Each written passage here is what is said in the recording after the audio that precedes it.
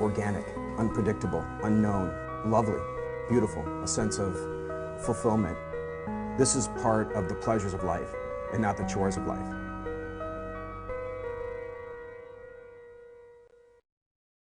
Thanks for tuning in to your Thursday edition of Daily Iowan TV, your television news, sports, and weather source for the Daily Iowan.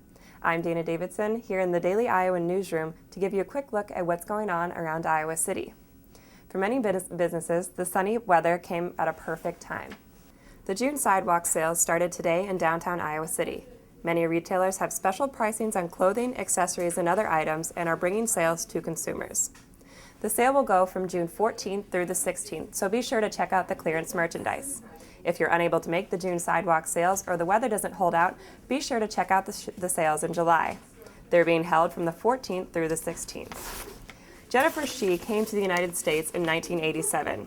Since her arrival, she has made a name for herself by supporting the Chinese culture through her local businesses. I had a chance to catch up with Jennifer at her local restaurant, Chili Yummy, in downtown Iowa City. When Jennifer Shih came to the United States, she did not speak any English. Now, 23 years later, she owns two popular Chinese restaurants, Jade Sisters in Coralville and Chili Yummy in downtown Iowa City, as well as the Bai Jie Asian Market next to Jade Sisters in Coralville, and speaks English and Mandarin Chinese in addition to her native Cantonese. Through her businesses, Jennifer hopes to bring a staple of Chinese culture to Iowa City. I think the first important thing for your life is the food.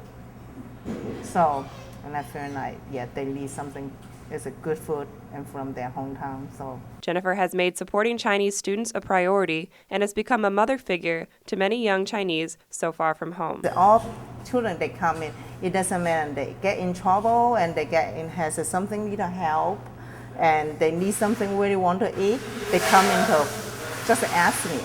So I just like the student's mom. But Jennifer's restaurants and markets are not only popular with the Chinese. The beginning, I thinking is for the Chinese student, but after I open, actually it's half Chinese and half American. Really surprise you is that some American they come in, they can call that name exactly the pronunciation in Chinese.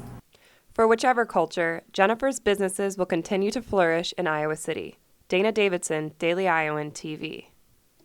Jennifer's businesses have continued to enrich the diversity in Iowa City. Read tomorrow's edition of the Daily Iowan to learn more about Jennifer's businesses.